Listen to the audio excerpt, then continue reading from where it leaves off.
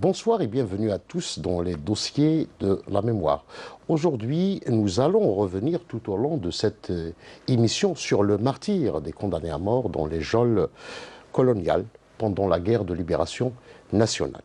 Il s'agit d'évoquer notamment leur vécu dans les couloirs de la mort et la hantise de la guillotine. Cette machine infernale que certains surnommaient El Hemhama et d'autres la veuve. Et enfin, nous allons évidemment rendre un hommage aux deux premiers guillotinés, aux deux premiers condamnés à mort guillotinés le 19 juin 1956. Il s'agit d'Ahmed Zabana et de Abdelkader Faraj. J'ai le plaisir de recevoir ce soir M. Mustapha Boudina, un ancien condamné à mort. Elle est également responsable de l'Association des anciens condamnés à mort. Elle est un ancien membre du Parlement africain et aujourd'hui membre du Conseil de la Nation. Monsieur Mustapha Boudina, bonsoir et bienvenue dans les dossiers de la mémoire. Merci. Alors, quand on parle des condamnés à mort, on a avancé le chiffre de 1500 condamnés à mort tout au long de la guerre de libération nationale. Parmi ces 1500, certains historiens disent qu'il y avait 222 exécutés par la guillotine et d'autres avancent le chiffre de 198 exécutés pendant la guerre de libération nationale. Alors, qu'en est-il exactement? Bismillah, alhamdulillah. Tout d'abord, je vous remercie de m'avoir invité à cette émission consacrée au 19 juin. Le martyre des condamnés à mort dans les couloirs de la mort, aussi bien en Algérie qu'en France. Je commencerai par préciser les chiffres. Nous étions 3000 condamnés à mort à travers les prisons d'Algérie et de France. 218 ont été guillotinés et 46 fusillés. Parmi les 218, personnellement, j'ai assisté à l'exécution de 22 compagnons dans la prison de Fort-Montluc à Lyon. Le vécu dans les couloirs de la mort a été pour nous très difficile. D'abord, après avoir passé les tortures, les périodes de torture, la condamnation à mort et ensuite la détention à l'intérieur des couloirs de la mort. Au début, nous étions placés dans les cellules individuelles pour faciliter la besogne, la sale besogne au bourreau quand il vient enlever quelqu'un. Et dans le couloir de la mort, c'était une guerre psychologique avec les gardiens. Les gardiens sélectionnés pour leur haine et leur racisme envers les Algériens.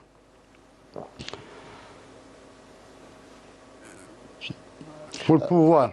Alors, avant d'aller dans le détail concernant donc ce vécu dans les couloirs de la mort, est-ce que vous ne trouvez pas que la condamnation à mort en elle-même, cette décision prise par l'administration coloniale à l'époque, n'était pas en quelque sorte une machine de guerre, c'est-à-dire à partir de 1900, qui rentre en action à partir de 1956? Aussi bien les bourreaux que leur machine criminelle. La machine criminelle qui a opéré en Algérie, je cite un exemple, est la même que celle qui a tranché la tête du roi de France, Louis XVI. Cette machine n'a pas fait peur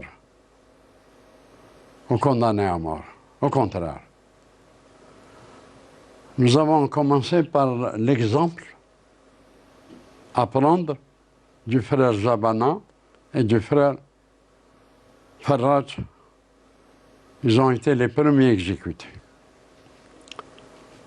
Le courage du frère Zabana nous a... C'était pour nous une espèce d'émulation. Dans la cellule individuelle, quand on faisait la prière, on se disait, Ya Rabbi, donne-nous le courage de faire comme Zabana ou plus. Vous évoquez Zabana, on doit rappeler que Zabana, qui a été désigné par l'Arbi ibn Mehdi en personne dès le déclenchement de la guerre de libération nationale en zone 5, responsable de la zone de Mohammedia, il sera arrêté le 8 novembre 1954, interné dans un camp de concentration, ensuite jugé, je pense le 5 mai 1955, et puis condamné à mort le 20 mai 1955. Exact, oui. Exact. Ce que nous avons retenu oui. de l'histoire du frère Zabana, ce que vous venez de dire, c'est exact, mais c'est surtout au moment de son arrestation. Oui. Au moment de son arrestation, il a préféré se donner une balle dans la nuque pour ne pas tomber vivant entre les mains de l'ennemi. Cette balle, malheureusement, ne l'a pas tué. Il est resté gravement blessé. Arrêté, il a été transféré dans un hôpital. Et le pire, c'est que même gravement malade, gravement blessé, il a été torturé sur son lit d'hôpital. Les tortionnaires étaient pressés de lui arracher des aveux qu'il n'a pas donnés. Ensuite, dans le couloir de la mort, il s'est trouvé avec des compagnons qui ont survécu après lui jusqu'à l'indépendance. 5. Je n'ai pas les noms en tête, mais 5 compagnons ont survécu après l'indépendance. Parmi eux, il y avait M. Ali Zamoum. Il était compagnon de cellule de Zabana, qui a donc d'ailleurs dans ses mémoires, il a évoqué cette attitude digne de Zabana face à la guillotine. De toute façon, aussi bien Zabana que Ali Zamoum, ils ont été parmi les premiers du 1er novembre. Et ils ont été traqués par le pouvoir colonial, par l'armée coloniale, mais ils ont donné des coups. Ils ont donné des coups. Nous étions à l'époque les Fidaïens. Tout au début, on était considérés comme des commandos de la mort. Des commandos qui ont transféré la peur au camp de l'occupant, alors que la peur était au début au camp des Algériens. Si je continue dans cette logique, je n'oublie pas qu'avec le frère Zabana, il y avait le frère Abdelkader Farraj. Le frère Abdelkader Farraj, avant le début de la Révolution, était dans le corps des gommiers sous l'autorité de l'administrateur. Mais dès le début, dès le 1er novembre, il a rejoint les rangs de la Révolution. Et il a opéré dans la région de l'Akhdaria et de Bouira. Arrêté, lui et son frère. Son frère, Makhlouf. Leur mère était devenue folle à la recherche de ses enfants. Elle a fait toutes les prisons, tous les camps, sans retrouver ses enfants. Elle s'est présentée à la prison de Serkadji pour apprendre que son fils Abdelkader a été guillotiné 3 jours avant. Elle s'est évanouie et pour la consoler, les geôliers lui ont ramené en visite son frère, son fils, son deuxième fils, Makhlouf. Malheureusement, une année après, Makhlouf aussi a été exécuté. Ce que nous rappelle cette machine criminelle et ses bourreaux, D'abord, notre compagnon Zabana a été guillotiné par le bourreau Berger. Tandis que les autres qui ont suivi ont été, les autres qui ont été exécutés à Serkadji ont été assassinés par Maurice Fernand Messonnier. Maurice Messonnier, le père, oui. Il avait avec lui son fils Fernand, qui avait 16 ans. Le 16e anniversaire de son fils Fernand, son père lui a donné les commandes pour commettre sa première exécution. Et le soir, dans le restaurant-bar en face du palais du gouvernement, ils ont célébré l'anniversaire et la fête de la première exécution opérée par Fernand le fils. Je saute à la fin de ces deux bourreaux. La fin de ces deux bourreaux. Qui ont été exécutés par les responsables de la zone autonome d'Alger. Oui, mais à la fin, au début de l'indépendance. Oui. Fernand s'est enfui à Tahiti. Maurice, le père, est resté jusqu'à l'indépendance. Et après l'indépendance, ils se sont retrouvés à Paris, où Dieu les a punis. Ils sont morts tous les deux d'un cancer à la gorge. Ceci pour ces bourreaux. Et le bourreau Berger a été justement exécuté par les responsables de la zone autonome d'Alger, n'est-ce pas? Vous voulez répéter la question? Je disais que le bourreau Berger, il a été exécuté par les responsables de la zone autonome d'Alger. Non, pas Berger, c'est un membre des bourreaux. C'est Dodin ou quelque chose comme ça. Dodé. Il s'est jeté ou on l'a jeté du 4e étage. Et le deuxième, Berger est mort de mort naturelle. Mais c'est un autre membre du groupe des criminels qui a été abattu par un fidèle. Je n'ai pas le nom en tête. Alors, revenons maintenant à l'exécution de Zabana et de Faraj.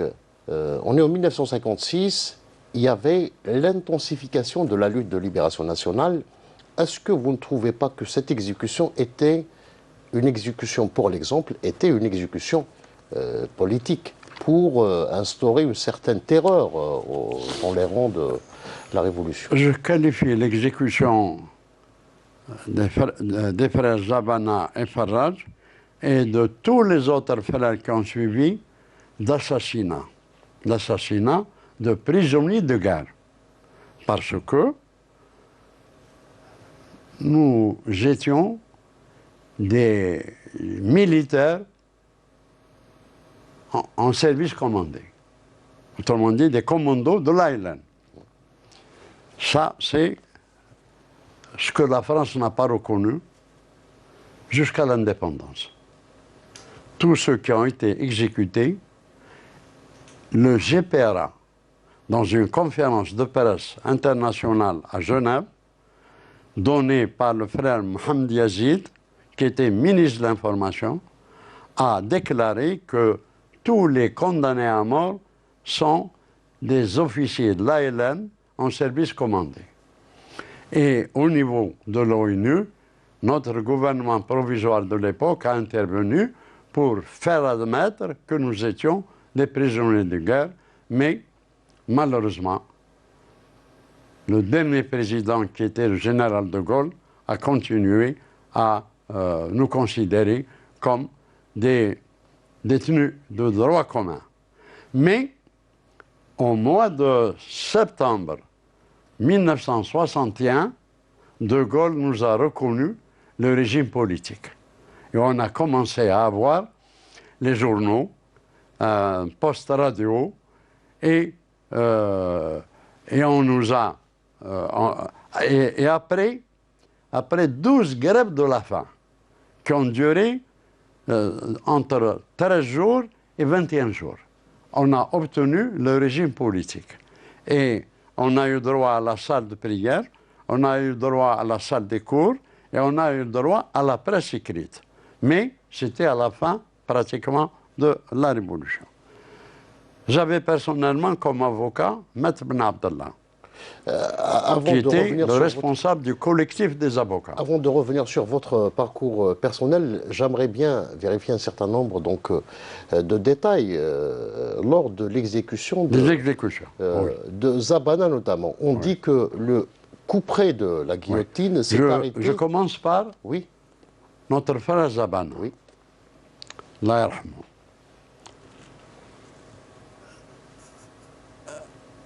Il a affronté la guillotine sans peur, avec un courage que nous avons repris à notre tour. Le couperet de la guillotine s'est arrêté à 2 doigts de son cou. Les bourreaux paniqués ont saisi le président de la République à l'aube pour lui demander que faire. Alors que le couperet s'est arrêté, c'était pratiquement une clémence divine. Malheureusement, René Coty, informé, leur a donné continuer jusqu'à ce que la mort s'en suive. Et ça a été comme ça.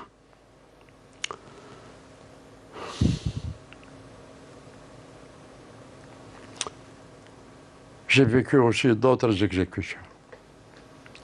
Il y a cette exécution de Bougoundoura, qui était également... J'ai été le compagnon de Miloud Bougoundoura et Makhlouf Abdelkader. Bougoundoura était le responsable de son commando et Makhlouf son adjoint. Bougoundoura était marié à une Française. Dans les discussions, il nous a confié toutes ses pensées les plus profondes et ses convictions. Il nous disait, je déteste la France, mais ma femme est une Française, je l'aime. Pourquoi? Parce que c'est elle qui me transportait les armes dans mes actions armées, dans mes attaques. Elle lui écrivait une lettre tous les matins. Et il répondait l'après-midi. Mais il était illettré. J'étais son traducteur. Le jour de son exécution, avant l'exécution, il m'a confié son courage, ses convictions, en me disant, j'ai été torturé, et c'est vrai. Il a sévi tous les sévices, y compris de la bouteille. Ils n'ont rien obtenu de lui. Avec une barre de fer, ils lui ont fracassé le crâne. Il est resté 3 mois à l'hôpital. Ils ont fini par lui greffer une peau pour cacher son cerveau. Il me disait, tu sais pourquoi? Non, je n'ai pas avoué, parce que moi je suis un chaoui. Mais un chaoui ne montre jamais ses faiblesses devant sa femme. Et en plus, un chaoui qui déteste la France. Le jour de son exécution, c'est très douloureux. Le jour de son exécution, ils ont passé son adjoint le premier, Makhlouf. La tête de Makhlouf tombait à terre, sautillée et le sang giclait. Le frère Bougoundoura, ses mains menottées au dos, s'est mis à genoux pour embrasser la tête de son compagnon. Les bourreaux étaient paniqués. Ils se précipitaient pour l'empêcher, mais il a fait ce qu'il voulait faire. Le frère Boukhmis Tafer, le jour de son exécution, Le colonel Morel lui a offert une dernière cigarette. Il lui a repoussé sa main en disant « Je ne fume pas ta saloperie ». Le FLN me paye des cigarettes jusqu'à la dernière minute. Et il a sorti sa propre cigarette, il l'a allumée, tiré 2 bouffées, il l'a jetée. Il s'adresse au bourreau. Bourreau, fais ta seule besogne. Je suis pressé de rejoindre le paradis de Dieu. L'imam intervient en lui disant « Mon fils, fais ta prière, puisque tu vas mourir. » Il lui a rétorqué « Si tu es un vrai musulman comme moi j'ai déjà fait ma shahada, ma prière.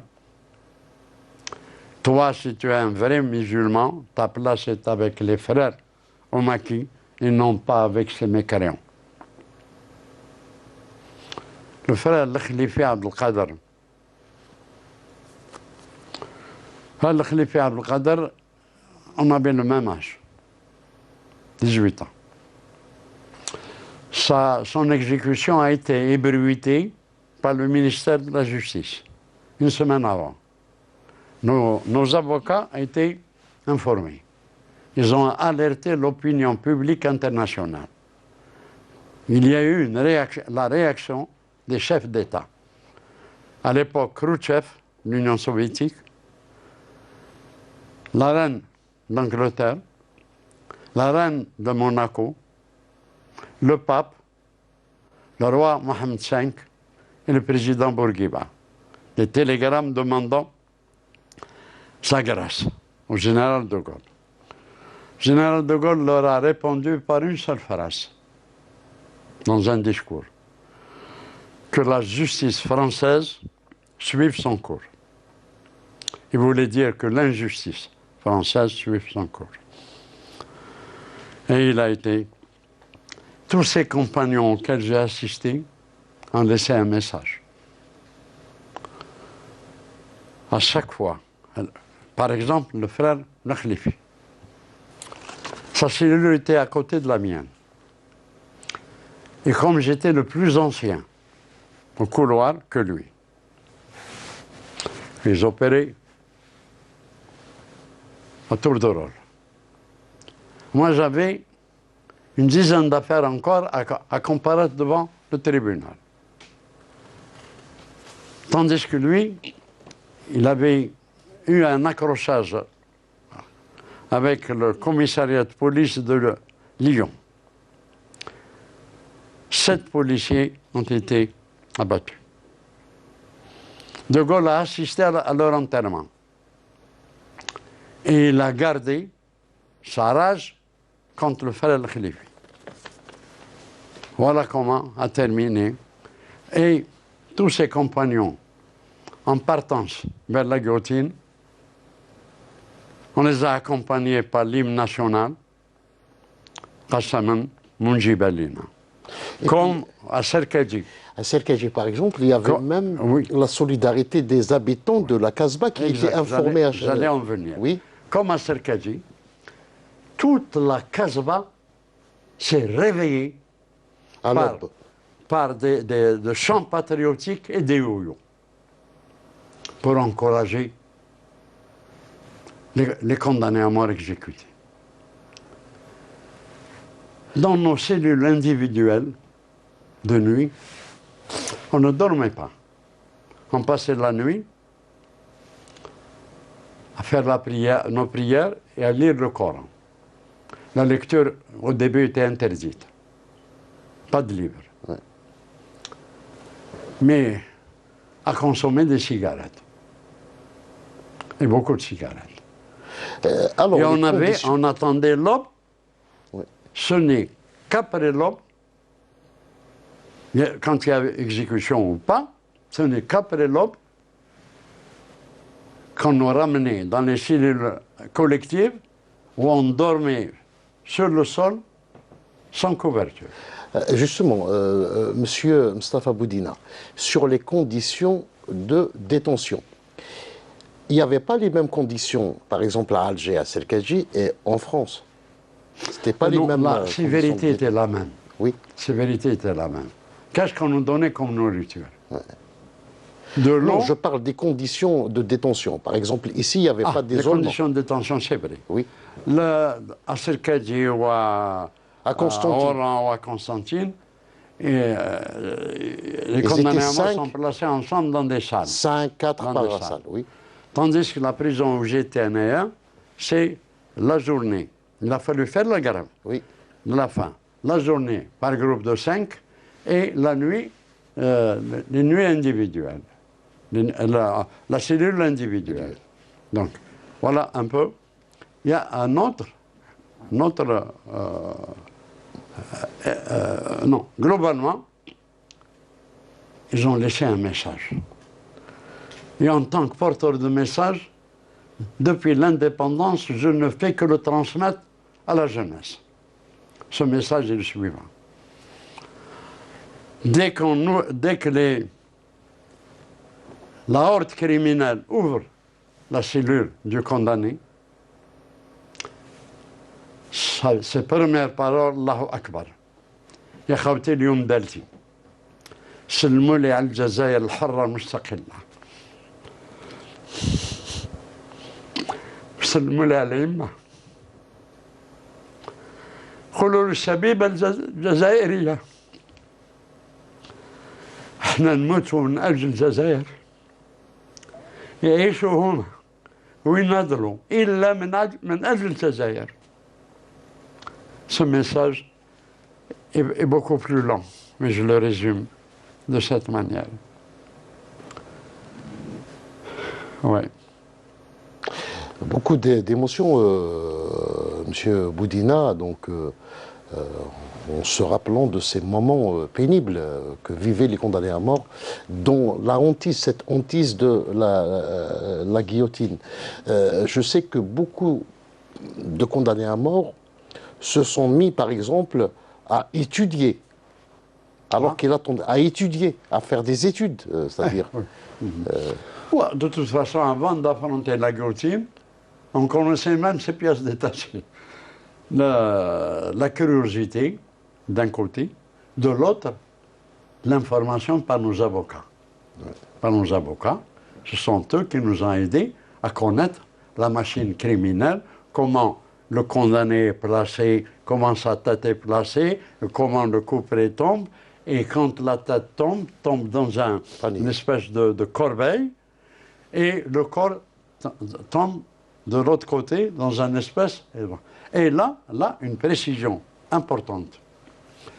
Quand on exécutait par groupe, 4 ou 5 sont arrivés à exécuter 5 à la fois. C'était en 1957. En 1957, justement, la guillotine s'emballe. Il y avait donc entre, par exemple, le 2, je pense, février 1957 et le 14, il y avait 16 exécutions. Oui. Ils ont commencé par groupe de 2, 1 ou 2. Oui. Ils sont arrivés à l'exécution de 5 à la fois. Oui. Mais quand l'exécution se fait l'un après l'autre, les têtes tombaient et les bourreaux jouaient au ballon avec les têtes des condamnés. Et parfois, ils les attachaient dans des ficelles et prenaient des photos avec, comme une espèce de trophée. De trophée de guerre. Et j'ai des photos au siège de l'association que j'ai transformée en musée, où les bourreaux sont photographiés avec des têtes pendues à leur ficelle. Voilà comment l'exécution se faisait. L'important aussi, c'est la guerre psychologique contre les gardiens. Oui. Quand on nous plaçait dans les cellules individuelles, nous, on avait la malice de tordre le trou de la porte, parce qu'il était couvert par un couvercle. On le tordait pour pouvoir voir de l'intérieur ce qui se passait, les rondes des gardiens. Eux nous laissaient faire. Ne ramenaient pas le coup. Mais en réaction, qu'est-ce qu'ils nous faisaient? Parce qu'avant de rentrer dans la cellule, on nous faisait enlever la tenue. La tenue est placée sur la rampe en face de la cellule. Et nous, on la voyait. Le gardien, qu'est-ce qu'il fait? La nuit, dès qu'il ferme la porte, il prend la tenue sur le bras et il s'en va. Pour nous faire comprendre que demain, Il y aura c'est une notre exécution. tour. Et ils sont allés plus loin. Une fois, ça m'est arrivé personnellement. Le gardien, avant de m'ouvrir la porte de ma cellule, la cellule 14, il me dit, prépare-toi, demain c'est ton tour. Bon, comme on était préparé psychologiquement, on était préparé à gagner la guerre psychologique. Je lui ai répondu, j'espère que tu seras là demain matin, comme ça je te cracherai à la gueule. Il n'a plus tourné autour de moi. Mais un autre gardien, dès qu'on sortait en promenade, il se mettait à haute voix. Ah, vous voulez votre indépendance. Vous l'aurez quand les poules françaises auront les dents. Et tous les jours la même chose. Le jour de notre transfert, vers un camp, c'était le premier pas vers la liberté. Après les négociations d'Évian, évidemment, après le cessez-le-feu. Avant les accords. Oui. Avant les accords, on nous a De Gaulle a réuni tous les condamnés à mort d'Algérie et de France dans un camp qui s'appelle le camp de Vadni. De Vadni, oui. Ce camp, avant d'y arriver, à la sortie de la prison de Montluc, ce gardien s'y trouvait. Je l'ai appelé, Joseph, est-ce que les poules françaises ont eu leurs dents? Il m'a répondu, eh oui, les Français sont des cons. Voilà comment. Et en plus, pour ne pas prouver notre faiblesse, quand il y a eu des exécutions, les débuts, on jeûnait, on ne mangeait pas. Mais on était vraiment tristes. On passait une journée de tristesse après chaque exécution. Mais lorsqu'on a compris que les gardiens se réjouissaient, on a cessé de faire de jeûner. Et on a cessé aussi de montrer notre tristesse. C'était comme ça qu'on a vécu dans les couloirs. Et puis il y avait la menace, puisque vous parlez de ce transfert des prisonniers d'Algérie vers la France, parce qu'il y avait la menace de l'OAS Oui. qui a commencé à exécuter. Donc, c'était après le putsch contre De Gaulle. Oui. Et l'OAS, la naissance de l'OAS, et l'OAS a commis un crime. À Oran, par exemple. À Oran. Oui. Ils sont déguisés en gendarmes. Ils ont pénétré la prison, ils ont extrait quatre compagnons qu'ils ont brûlés à 100 mètres de la prison. Et nous-mêmes, ayant appris ce coup, on a décidé, j'étais le président du comité de détention. Ouais. Un matin, celui qui nous servait à la bouffe était un droit commun. Condamné à 7 ans parce qu'il a déserté l'armée française. C'est lui qui nous servait à manger et qui sympathisait avec nous. Un matin, quand on a appris le coup d'Oran, le surveillant et ce droit commun, je lui dis, arrête, appelle le surveillant-chef. Le surveillant-chef arrive, je lui dis, à partir d'aujourd'hui, si le repas que vous nous servez n'est pas goûté d'abord par vous-même,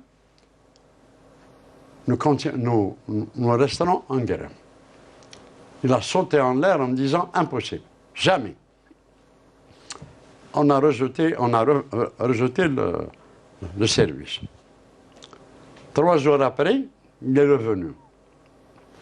Il a goûté la soupe, en fait, de l'eau avec des vermicelles, avec une quinzaine de vermicelles dans l'eau. C'est ça le régime. Et un jour, le serveur me dit, qu'est-ce que vous avez fait au surveillant? Il ne sort plus de la cuisine. Voilà un peu la guerre psychologique, ouais. Comment elle se déroulait. Mais, ce qui était bien, au début, quand on s'est trouvé au couloir de la mort, il y avait des frères qui recevaient des mandats de leurs parents, d'autres, rien. On a décidé de créer une caisse commune. Justement, la solidarité était un principe. Absolument. De créer une caisse commune, tous les mandats qui arrivaient des parents de nos compagnons sont versés dans une caisse commune. Mais plus tard, la Fédération FLN de France nous a réglé le problème en ce qui concerne les prisons de France. Mais on a eu l'information d'abord. Quand tu reçois un mandat, on va te poser la question. Qui t'a envoyé ce mandat? On avait le mot de passe. Par exemple, moi, le mandat qui arrive, avant de me donner le mandat, on me dit, qu'est-ce qui t'a envoyé le mandat? Je dis, c'est mon cousin, Boudina Mohamed. C'est le nom qui figurait déjà dans le mandat. Donc le mandat est accepté. Sinon, le mandat est refusé. C'est comme ça que nous avons pu acheter des cigarettes, par exemple. On était tous des consommateurs de cigarettes. Mais tout cela également, c'est grâce à l'aide des avocats. Les avocats, je cite l'exemple de mon avocat. Oui. Mais le collectif des avocats, oui, en France opérait même en Algérie. En Algérie, oui. Et il était présidé par Maître Ben Abdallah et Maître Bergès. Tous les deux étaient mes avocats. Ils étaient en même temps les avocats des 5 dirigeants du château d'Aunois. Oui. Ce qui fait qu'on était informés de tout ce qui se passait. Entre nous, il y avait la communication entre les 5 et notre prison. Ouais. Et c'est l'avocat, par exemple. Moi, personnellement, c'est mon avocat qui m'a payé les cours par correspondance à une école en Suisse. Et puis vous avez également appris la langue arabe en France, oui, dans une prison. Oui. Et comme notre génération, la France ne nous a pas permis, oui, d'apprendre notre langue, on n'a appris que le français. Donc, mon avocat m'a ramené un dictionnaire et dans ma cellule, j'apprenais la signification des termes en français en arabe. Et c'est comme ça qu'après l'indépendance, j'ai appris à parler l'arabe parlé, mais les termes avec précision. Voilà un peu le... Donc, Monsieur Boudina, on termine un petit peu avec un petit regard sur votre parcours, d'abord de militant du Front de Libération Nationale. Vous avez décidé de rejoindre les rangs de la Révolution à l'âge de 16 ans, c'était? Oui. Il y a eu d'abord mon frère et ma mère qui ont rejoint le MAC. Je suis resté seul avec mon père qui était infirme. Mais tellement que mon père était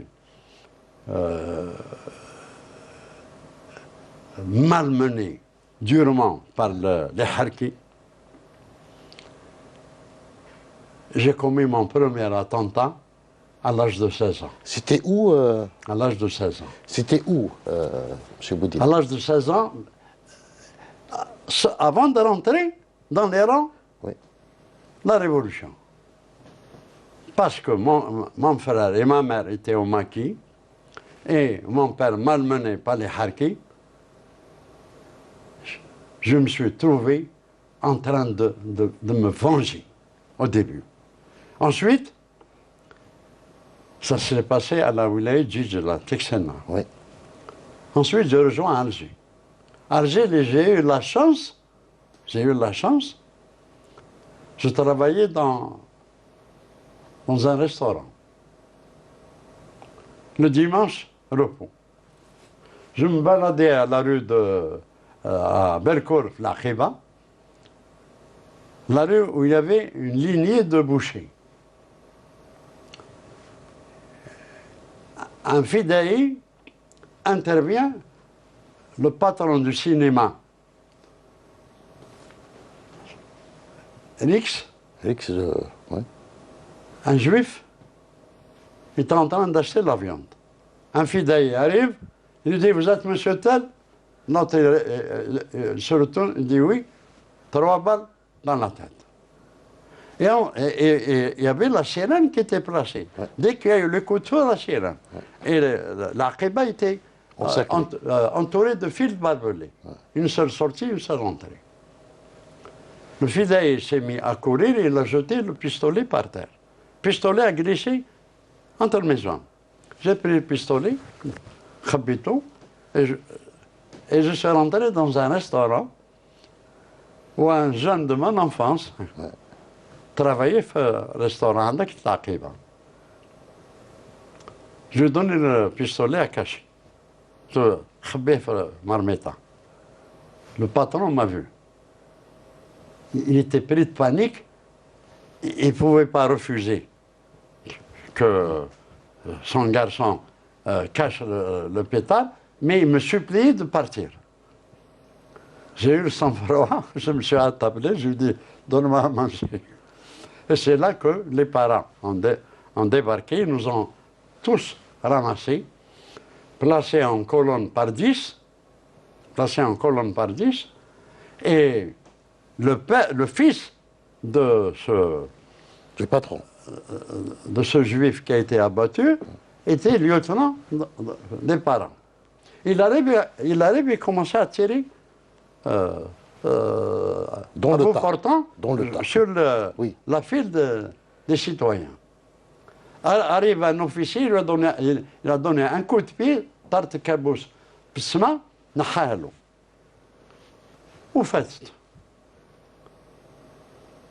Une semaine après, je reviens faire le même parcours. Cette fois, c'est les fidaïens, Tana, qui m'ont entouré. زوج l'arrière, واحد قدام. Ils m'ont entraîné dans une cave où j'ai trouvé, ce n'est que plus tard que j'ai su son nom, le chef des fidaïens d'Alger, et qui était le premier responsable de la bataille d'Alger avant Yassif Sadi, Mokhtar Bouchafa. J'ai connu son nom après. Il m'a dit, le revolver que tu as ramassé, voilà. Au début, je n'ai pas cru. Il y avait déjà la bleuite qui a commencé. Les jeunes qui ont été utilisés par l'armée française. J'avais des doutes. J'ai dit, Untum Eshkoun. Khali Ahna al-Mujahideen. Ah, dans ces conditions, d'accord. كابو صراحة مخبين نجيبهم. قلت له بصح أنا عندي شرط. قال لي واش؟ قلت له طلعوني للمكي. قال لي impossible. Tu es trop jeune. Il m'a donné l'exemple d'un jeune qui a été chargé de lancer une grenade à la place des martyrs et qui a éclaté Fidia. قال لي avec ce qu'on a eu, impossible. Mais qu'est-ce qu'on m'a confié comme première mission? Interdire la cigarette. C'était le fameux tract. Et l'astuce, c'était le responsable, comme a indiqué, nous amenait un sac de pommes de terre et des dizaines de paquets de lames gilettes et des gants. On plaçait les lames gilettes dans les pommes de terre. Et avec des gants, comme il y avait des patrouilles qui faisaient, il y avait des gens, des Algériens qui se donnaient le courage d'allumer une cigarette quand ils voyaient une patrouille. Alors de loin, on leur lançait à la gueule les patates. Et quand j'ai vu 2 ou 3 cas, les récalcitrants, les mains qui n'ont pas obéi, il y a eu des coupures de nez. Alors, 2 fidaïs يجيو من l'arrière, واحد يجي من l'avant, اللي يجي من الاريال يقبضوه واللي يجي من لافا افيك ان راجوار يقبض له نيفو قطعوه يدي نيفو معه ويروح ويبقى البونوم صوني يعني قضيه نيف في الوقت هذاك قال مادام Donc on doit rappeler que le Front de Libération Nationale avait émis un tract dans lequel il interdisait la consommation des boissons alcoolisées ça a été et la cigarette. La décision de nos dirigeants à l'époque. Le ministère des Finances... C'était en avril 1955. Le ministère des Finances, dans un débat au Parlement, a été harcelé par les députés en disant avec quels moyens financiers nous allons financer la guerre d'Algérie. Il leur a répondu, c'est simple, on va augmenter les taxes des cigarettes que fument les Algériens et on va augmenter les boissons alcoolisées. La réaction de nos dirigeants interdit la cigarette, interdit l'alcool. Voilà un peu, c'était un coup et un contre-coup. Alors pour revenir maintenant aux circonstances de votre arrestation et condamnation par la suite. Mon arrestation a été bête. D'abord, j'ai été recherché pendant 1 an et demi. Et à chaque fois, je changeais d'endroit. Je n'ai jamais passé 2 nuits de suite dans un même endroit. Il m'est arrivé une fois, les militants, à chaque fois, m'indiquaient un endroit. J'ai eu 2 cas. Une fois, je n'ai pas trouvé où passer la nuit. Il y en avait, mais là où j'ai déjà passé, j'ai passé la nuit dans un caveau au cimetière de Saint-Étienne à Fermini. Cimetière, la ville de Fermini. Et c'était un mois de février. Heureusement que j'avais un manteau. Et malgré ça, j'ai crevé de froid. La deuxième, c'est un militant qui m'a indiqué Clermont-Ferrand. Il m'a indiqué un endroit, une placette, où se trouvait un café tenu par un Algérien. Je devais aller me réfugier chez lui. J'arrive, je suis tombé sur un café, je me suis trompé d'endroit, je suis tombé sur un café de Messalis. Et le bonhomme chez qui j'ai été envoyé s'appelait Sil Khdar. J'arrive au comptoir, je dis Sil Khdar est là? Il me dit oui. Alors c'était des Messalis. Parce qu'il savait que Sil Khdar dans notre café. Il m'a dit oui. Assieds-toi, il va pas tarder. Et ça a tardé. Ils se concertaient entre eux. Je commençais à avoir le doute. Et puis, à un moment, je leur ai dit, je fais un tour et je reviens. On me dit non. 2 bonhommes sont placés à la porte. J'ai eu la chance. Un cinéma en face. À l'entracte, tout le monde a débarqué le café. Je me suis faufilé au milieu des gens qui rentraient et j'ai repris le train le moment même pour revenir chez le militant qui m'a indiqué l'endroit. Je croyais qu'il m'a envoyé dans la gueule du loup exprès. J'ai sorti mon pétard, j'étais le faire à chaud.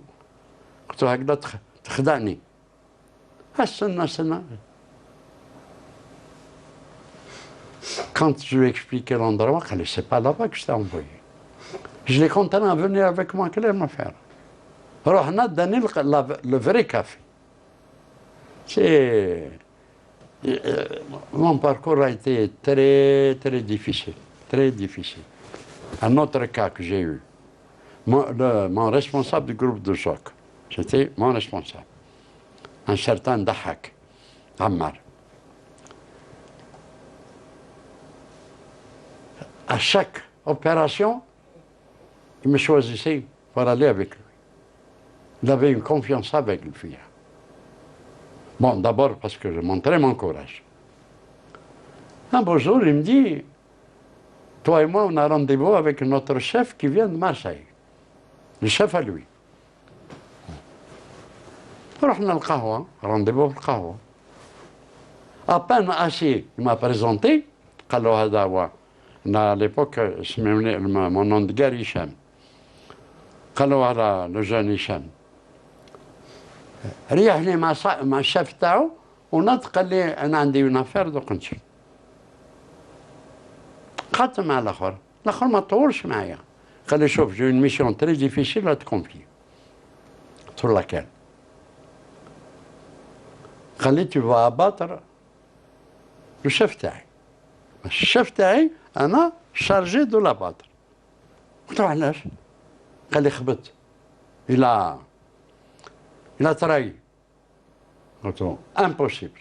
Parce qu'on est des inséparables et un bonhomme comme ça ne trahira jamais notre cause. Nad, c'est un ordre, demain à minuit à tel endroit. Rendez-vous à tel endroit. Je suis rentré. À l'époque, j'étais dans un centre professionnel. Ma chambre servait d'arsenal تاع الفدائيين. قعدت وحدي يا ربي كيفاش ندير. J'ai décidé قلت غير هذه ما نديرهاش. Je ne ferai jamais ça. Même si je dois moi-même payer le prix. Et je me suis endormi, ma fête, jusqu'à 5 heures. Je ne me suis pas réveillé jusqu'à 5 heures d'après-midi. 5 heures, je suis allé au café, toujours en train de réfléchir. À minuit, je me pointe. Je dis, tant pis, ce qui m'arrivera, m'arrivera. J'arrive, je trouve le responsable en question qui m'a chargé de cette émission, dans un grenier cette fois-ci, avec une trentaine de personnes. Des fidèles que je ne connaissais pas, de différents groupes. Ouais. Et comme les arrestations se succédaient. Donc à chaque fois, il y avait les arrestations suivies des remplacements. Il était venu pour désigner de nouveaux responsables chefs de groupe de choc. Et il a commencé. Il a commencé par nous informer qu'à partir d'aujourd'hui, vous ne me verrez plus. Je traverse vers Tunis. Votre nouveau chef de cette région, il me présente le bonhomme qu'il m'a dit de l'abattre. J'ai transpercé du regard. Il m'a dit tout à l'heure, tu comprendras. Il a commencé à indiquer. Flan a été arrêté, Flan le remplace. Flan a été arrêté, Flan le remplace, etc. الحق لي أنا هشام remplace فلان. ضحك. قال لي sortez par groupe de deux. الناس بدات تخرج أنا نوض باش نخرج. قال لي أنت استنى. استنيت. قال لي اسكو تا كومبري. قلت له j'ai rien compris. ما فهمتش. ما فهمتش ce qui s'est passé. قال لي c'est un essai qu'on t'a fait. C'est un test. قال لي tu sais pourquoi? Pendant la Révolution, nous n'avons pas une justice organisée, un tribunal.